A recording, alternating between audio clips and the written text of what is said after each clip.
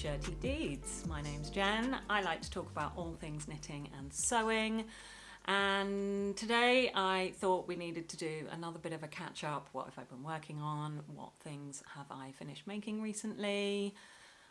Kind of chit-chatty catch up. So if you've not been here before and you enjoy seeing all about my makes, check out the rest of the channel if you fancy watching some more videos from me, and consider subscribing. I would really appreciate that.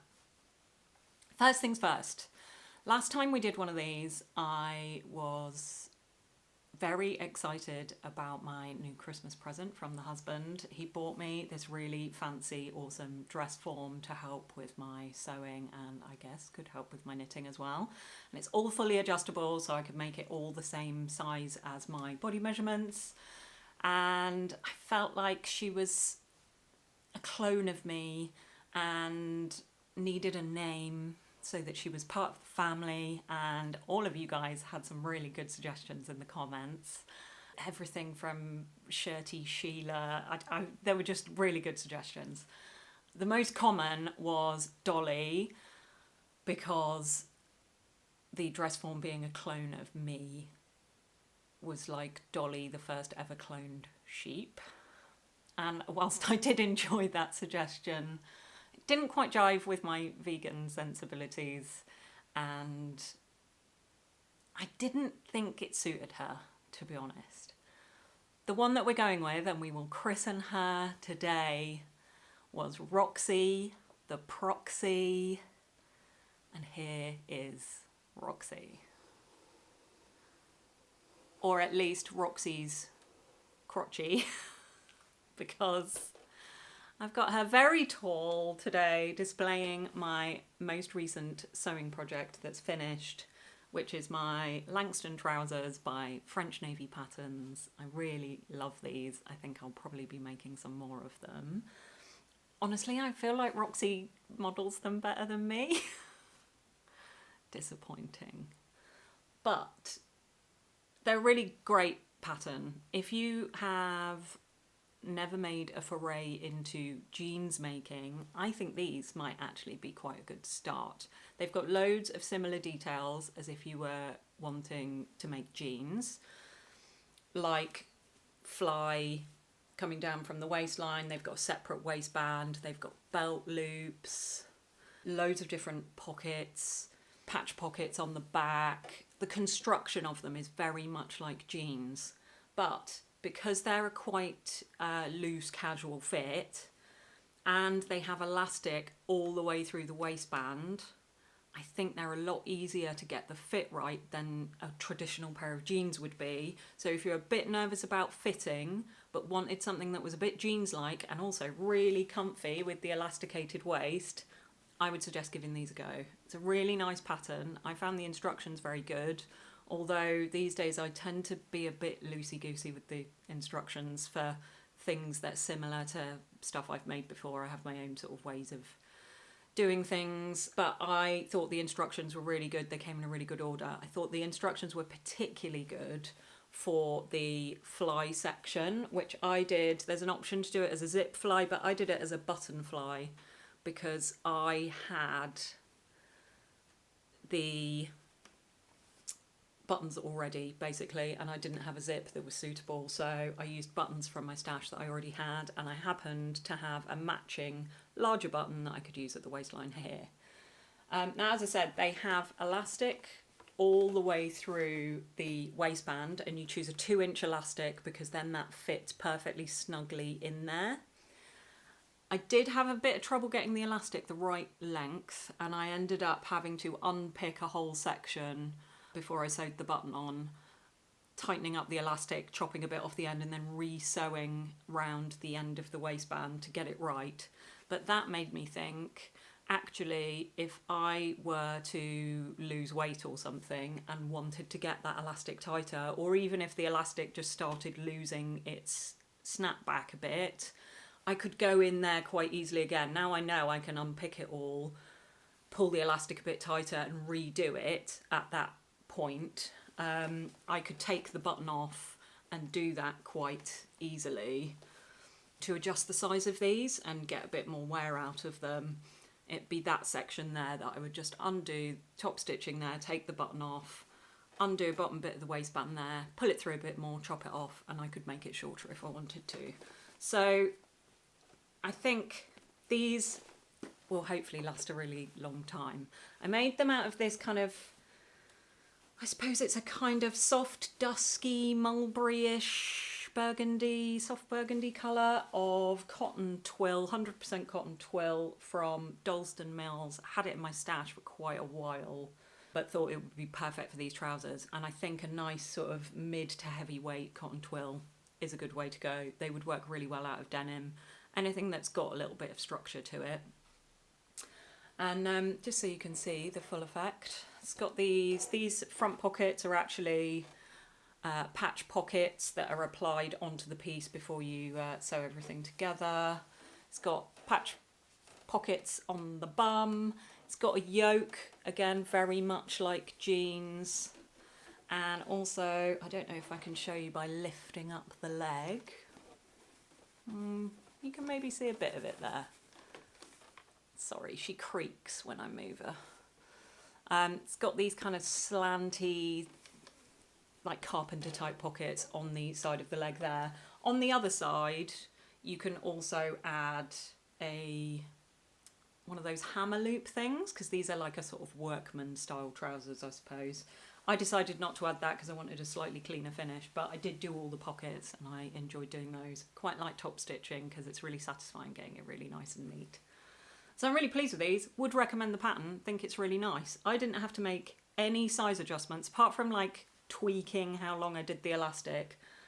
As I was sewing it together, I actually basted it together to sort of like see what the fit was going to be like, was really happy with it, so just went with it with the seam allowances that they recommend, which I think is 1.5 centimetres, something like that. But didn't have to make any other adjustments, and I think they turned out really nice. Also quite pleased that one of my first projects that I've been able to get Roxy to model for me allowed me to use the special function of the Dressform that has an off-centre bit that you can put the pole so it goes down one leg of the trousers. How clever is that? So that's how she is able to wear these and model them for me. But I did also get some pictures of me wearing them, which was not the easiest to do because the last couple of weeks I have been hobbling around on crutches with a slightly broken foot. Yay, bone disease. So getting around the house, getting around anywhere is a total pain at the moment, literally and figuratively. But I did manage very gingerly standing up and getting some photos of these, and they have made me like this, what I thought was quite a frumpy blouse, but when I put it on with these and styled it with big earrings, my chunky glasses, kind of made it perhaps a bit edgier, I liked the blouse a lot more. So the trousers seemed to have increased the wearability of the blouse that I made last year that I previously thought was a bit of a fail because I felt really frumpy in it, but clearly it's just what you wear it with that counts.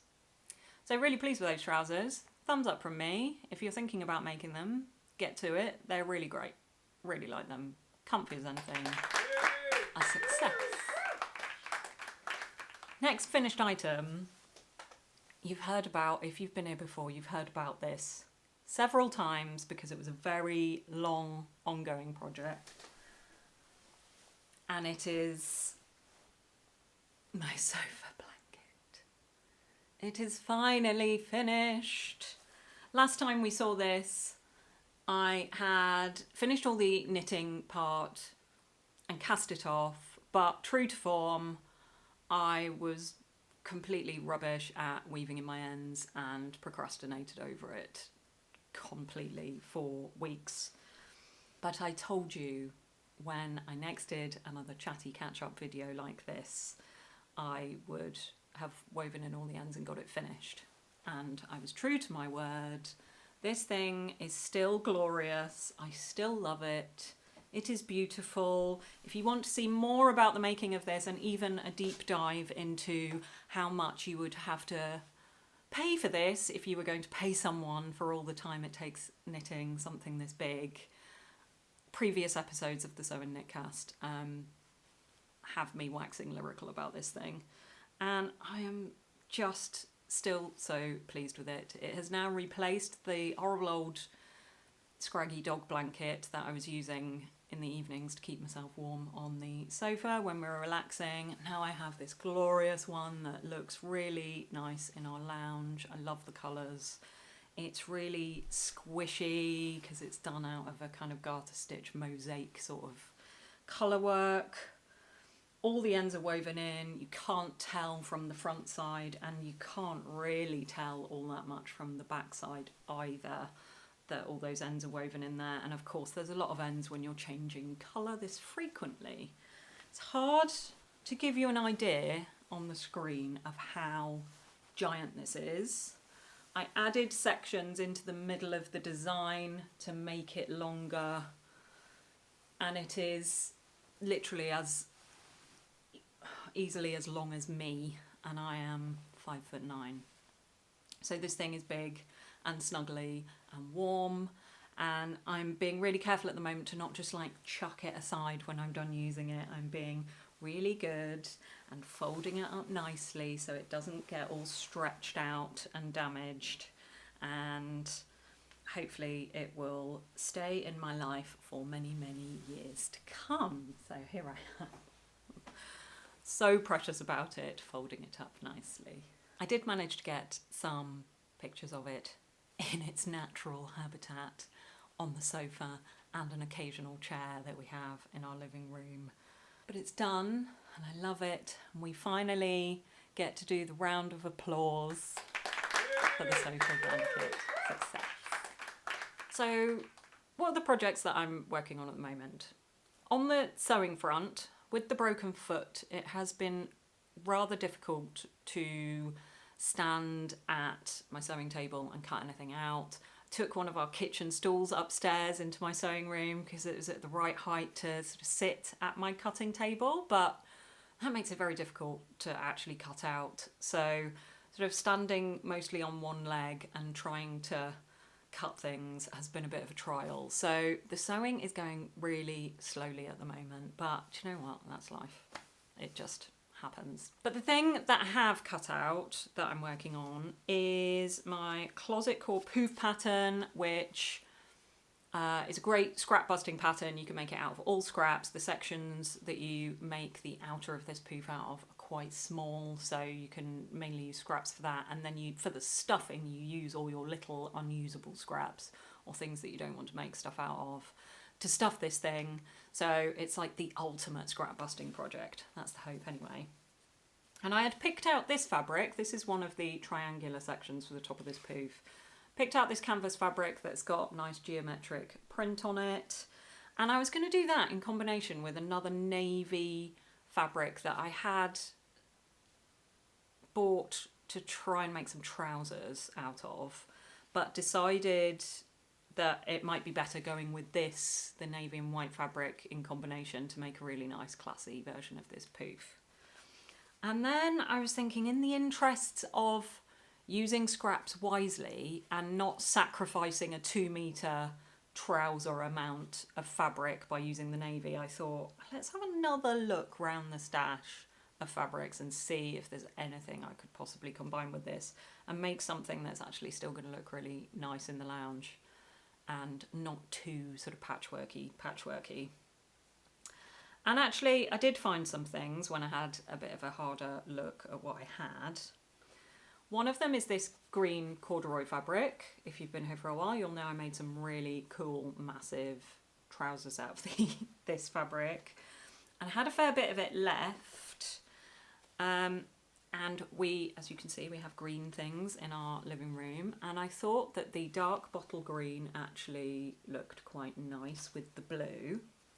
And then in the clothes that have found their way into the stash that I like to cut up and use for various projects and use the fabric from old clothes. I found a denim pinafore dress that I haven't worn for years and years, and I think it will never fit me again. It must have been when I was a very skinny person, and it just doesn't fit anymore. So I wanted to use the fabric for something, and it's like this sort of blue-grey denim fabric that it was made from.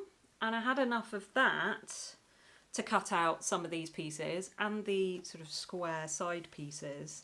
And I think in combination, the three fabrics together gonna look quite classy. So cut out all the pieces for that. I need to overlock around all the edges as per the instructions and start constructing the poof, and then I can stuff it with all my scraps and things. In the process of looking through the pattern, I was a bit unsure whether it was going to have like a zip closure. I wanted to definitely have a closure so I could unstuff it all and wash the outside of it if necessary, because we're going to be putting our feet on it and stuff.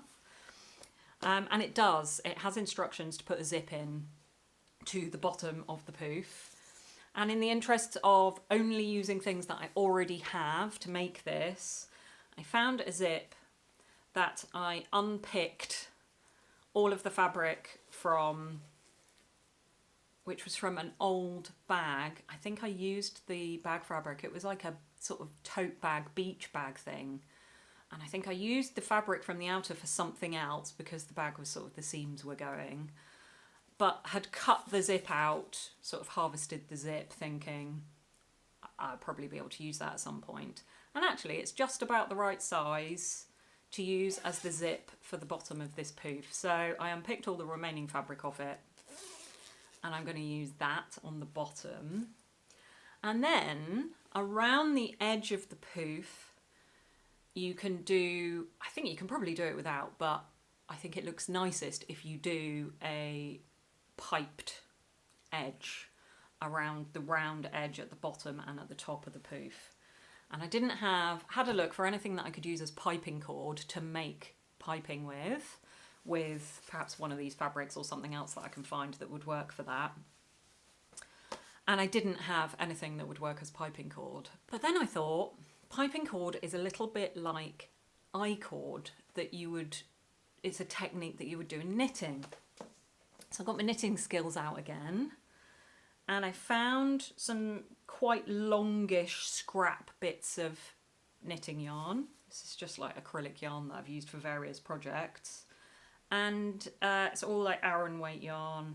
And I knitted a 3-stitch I-cord. Did it as tight as I could, so it's made quite a solid cord. And I made, oh gosh, I think I had to make 2 lengths of 1.8 meters because that's how long it will need to be to get round the poof. I mean, gosh, this looks like this poof is going to be enormous. You can see it's various bits that I've had to join together. But I made 2 of those for the top and the bottom, and I'm going to use that as the inner for my piping. And it is quite thick, so I'm going to get really nice, fat, chunky piping, which is the look I think I'd like for this poof. So looks like the poof is going to be made without having to buy anything, which is great.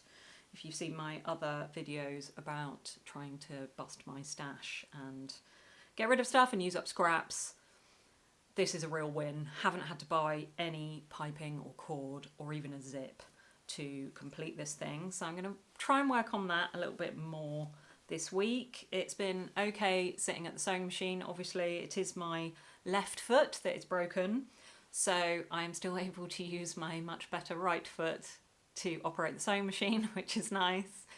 The thing that I'm having the problem with is like standing up at the ironing board or standing up cutting out. That's a bit of a trial at the moment, but we're making slow progress on that project. And because there's such slow progress on the sewing project at the moment, I've been doing a fair bit of knitting. Now, I have got a pinky purpley jumper on the go at the moment that's got this nice textured yoke. You may have seen it in previous episodes. And I did knit best part of a sleeve of that. And then spring arrived in the UK, and the idea of knitting a bulky weight, thick, heavy jumper that I wasn't going to actually be able to wear for several more months till it gets cold again in the winter just wasn't really appealing at all. Do you know, like, I didn't get it done within the requisite season.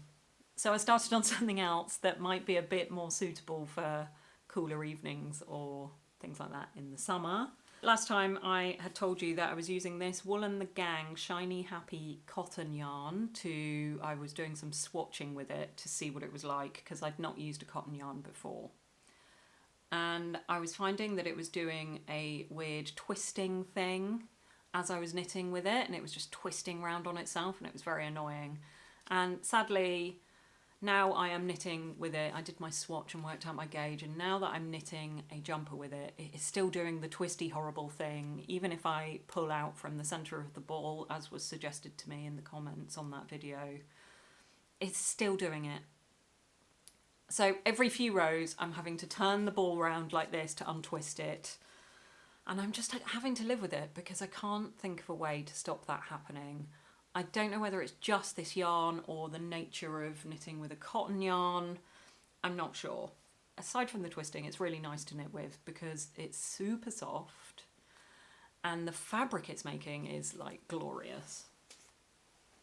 So the jumper that I'm making out of it is from an old issue of Interweave magazine. So I don't know how vintage this issue was, but it's still available to buy the issue online.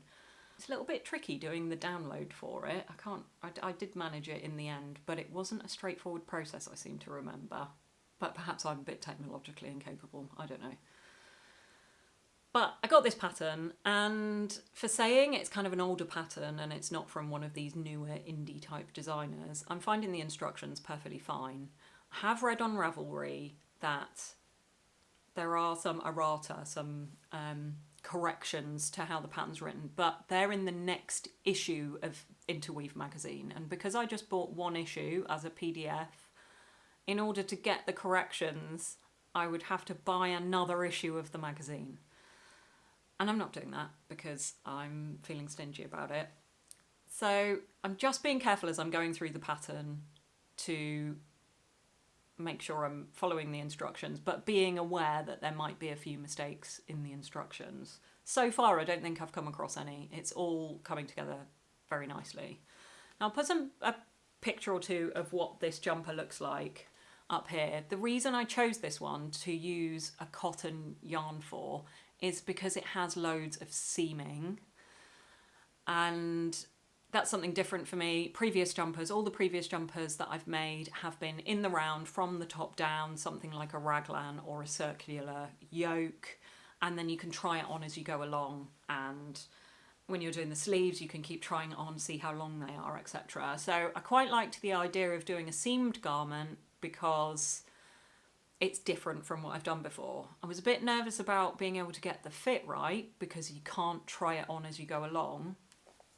But I thought with my sewing experience and knowing what it's like having pattern pieces and separate pieces of a garment and then you sew them together at the seams, I thought, well, this is just like that, but the knitted version. So I knit the fabric and then sew it all together. And I don't mind sewing, so I thought, I don't think that's going to annoy me too much. It's also knit from the bottom up, which is totally new for me. And it's really unusual in that you knit half of one of the body sections, like the front two or the back two sections, left and right. And then you knit from the bottom up, and then as you come to the level where the sleeve would attach, you actually then keep casting on extra stitches gradually to bring the sleeve out. So the sleeve is knit along with that body section. And then when you sew it together, you do it with visible seams. So there's a big long seam that comes all the way down the top of the arm. There's a seam that goes under the arm and down the side, and then a visible seam that goes down the centre front and the centre back, as you can see in the pictures. I think this is really cool. And one of the main reasons that I decided to do it, as well as being quite interested in the construction of it, is because all of those seams provide a bit of extra stability and should help the cotton yarn not stretch itself out too much. Particularly because this is quite heavy cotton yarn and the whole garment is going to be quite heavy, and I think it could really drag itself down and get quite misshapen when it's all knitted up. but having lots of seams will provide a bit of stability and structure at lots of points on the jumper and hopefully mitigate that a bit. So I've got fairly far with the first of the 4 quarters. And I will show you. This is the back right quadrant. And it's curly whirly woo because it's stockinette, and of course until I seam it together all the edges are super curly. But this is the back right section, so it would be situated like that, but of course that's the wrong side because it's going to be on my back. So I'll show you this way. So it's like the front half, half of the body, and then the sleeve I've got fair chunk of the sleeve done, which is then comes out the side like that. So sort of making a giant kind of L-shaped thing, and you do 4 of these with the sleeve bit coming the right way off it, and then sew them all together into a jumper, which I just think is a really interesting construction. I think it's really cool. I also quite like that it just has a quite thin garter section for the hem, and it will be the same for the cuffs on the sleeve. So rather than having ribbing, it's garter stitch, which I quite like. I actually did that because I didn't want it to cinch in and I didn't want it smaller, even though they suggested using a smaller needle size to do that garter stitch edge. I decided to do it in the same needle size that I was going to do the body in, and I think it's worked out quite well. It lays pretty flat. I think once it's all sewn together, I think it's going to be nice and flat on the hem. And I think the neckline is done out of a garter stitch as well. I also didn't do, as you go, because you go from the bottom, you do that garter stitch, and then my knitting needle's going down my top. You do the garter and then you knit up, but along the way you're supposed to do increases for like body shaping. But I know from previous jumpers that I've made, when I'm going from the top down and I do decreases for body shaping, it doesn't suit my body shape because from the waist down I get bigger. And I'm not really proportional. I'm much smaller on the top half than the bottom half. So that doesn't really work. So what I did is I cast on the amount of stitches that I was going to end up with for my size at the top of the body section before the sleeve, and just did it all to that stitch count. So it's completely straight piece of knitting for that body section, and it will be a straight-sided boxy body section for the jumper. And so far I think I'm glad I've done that. Of course, time will tell. Once I've done the 4 quadrants and put them all together, maybe this thing will look terrible, but I'm hoping it won't. The fabric out of this variegated yarn, which they call TV static, I think is really nice because it's white and black, and that's just going to go, it's going to be a nice sort of neutral layer to chuck on over lots of things. Because it's cotton, it's going to be nice and breathable, so hopefully I'll be able to wear it year round. I can like layer it up with a shirt underneath in the winter, or chuck it on over t-shirt, vest top in the evenings in the summer for a bit of extra warmth. And yeah, knitting with the cotton yarn seemed like a more spring-like thing to do, so I've moved on to this. Temporarily abandoned the big winter jumper that I was working on, and I'm feeling okay about it. That jumper still exists. It can sit in my knitting basket and I can pick it up again when I feel like I need a nice warm winter jumper. So what else have I been up to sewing and knitting wise recently? This is loosely making related, I suppose. Friday just gone, I went to a book signing, a kind of evening with the author and book signing of a book that I'd been really wanting to read since it came out, end of last year I think it was, or early this year. And I saw that the author was coming to Southampton, which is fairly close to where I live, and was doing like an evening with book signing thing. And I thought, oh, I'd really like to go and get a copy of the book, and it'd be kind of cool to like meet her and hear her speak. And it's the book I would highly recommend. I'm really enjoying reading it. Haven't finished it, but I've got a good chunk through it. It's called Half-Arse Human by Leena Norms. Some of you who are sewers, knitters, and also consumers of YouTube may know Leena Norms because she has a very good, successful YouTube channel that she works on pretty much full time when she's not writing books. And I've been watching her channel for quite a long time, particularly loving her episodes where she's been learning to knit and sew over the last few years and getting really into making her own clothes. And prior to that, she made a lot of content around sustainable fashion, how to make your wardrobe more sustainable, because frankly, there's probably enough clothes and fabric in the world, and how can we use things that we've already got, etc. So anyway, basic premise of the book is how to live better without burning out. And Leena posits that the best way to do this is by half-assing things when you don't need to whole-ass them. So putting your 100% effort into all aspects of your life at all times is basically going to be unsustainable and cause you lots of stress. So if you're going for it in a period of your career, if you're trying to lose weight and get fit, if you're trying to be some glorious style guru with your wardrobe, if you're trying to eat better and perhaps eat less meat, that kind of thing. If you're trying to do all of those things all at once, you're just going to get completely burnt out on everything. We only have so many hours in the day.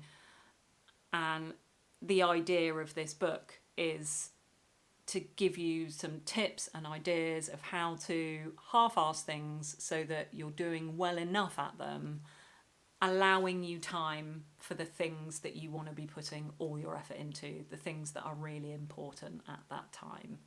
So to give an example, when Leena was writing this book, she was whole-arsing the writing of the book. Lots of other parts of her life had to be given less attention because she was focusing on getting the book written.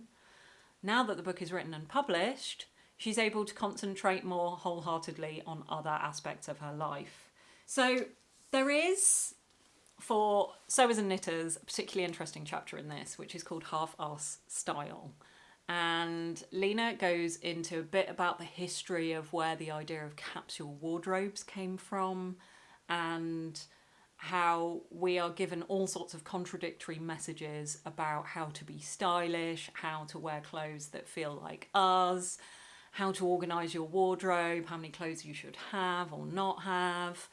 And she suggests the idea that actually, instead of following lots of rules which are unsustainable and in most cases not really possible, she puts forward the idea that actually we should treat our wardrobes like a joyful dressing up box of things that we can choose from, and not be too worried that we've got too many clothes. This was a slightly radical idea for me because, being quite into sustainable fashion and making my own clothes, I was very conscious that I was building up quite a lot of clothes, perhaps more than I should have. But actually it's not a bad thing to have a big wardrobe, and mine isn't particularly big.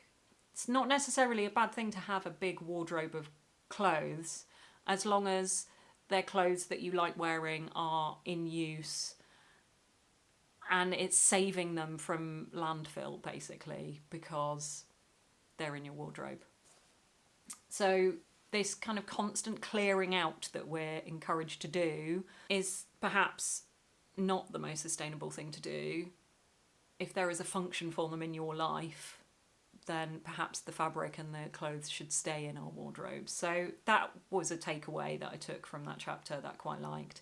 She has some other ideas about how to approach your wardrobe and dressing in a very pragmatic, sensible way that takes the pressure off, doesn't make you feel like you have to be some style guru that has this perfect wardrobe that reflects everything about you.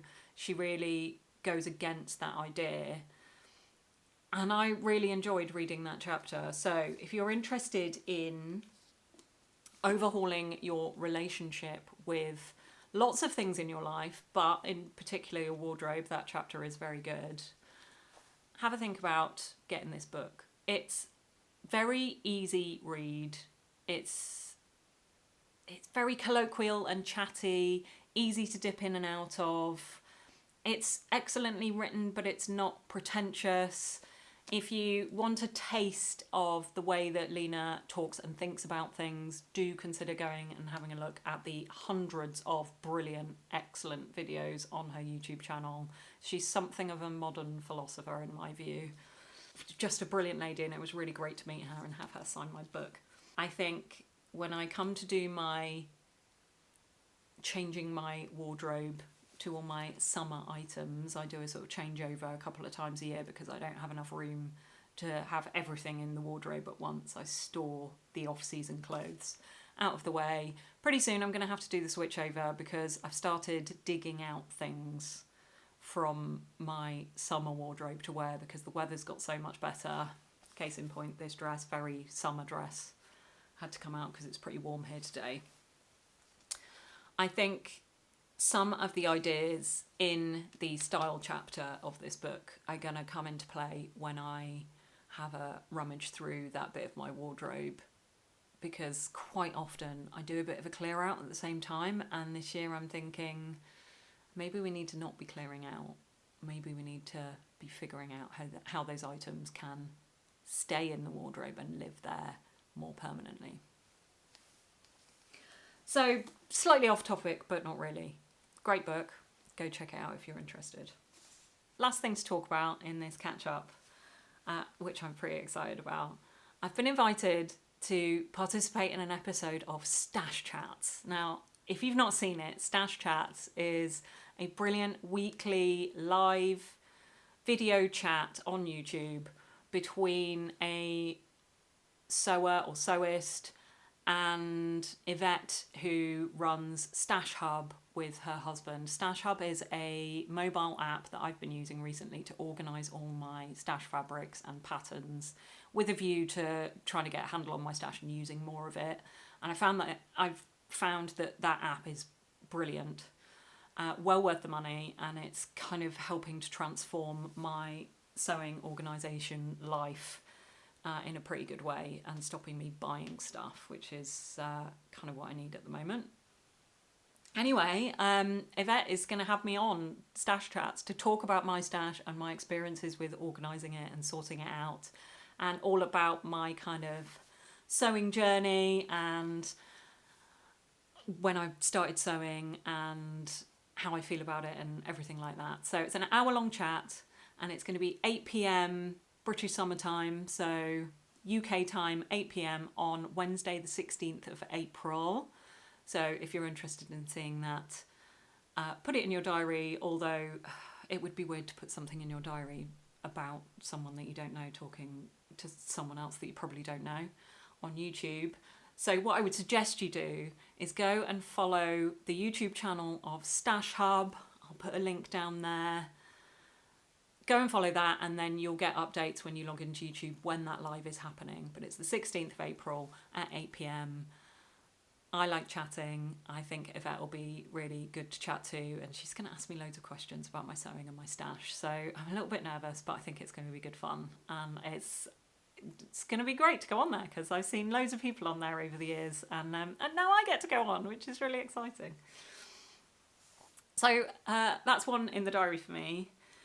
I'm just going to continue with all my sewing and knitting things and enjoying the sunshine because spring is finally here, finally wearing some nice spring-like clothes, and I love it. And I think that's me for this week.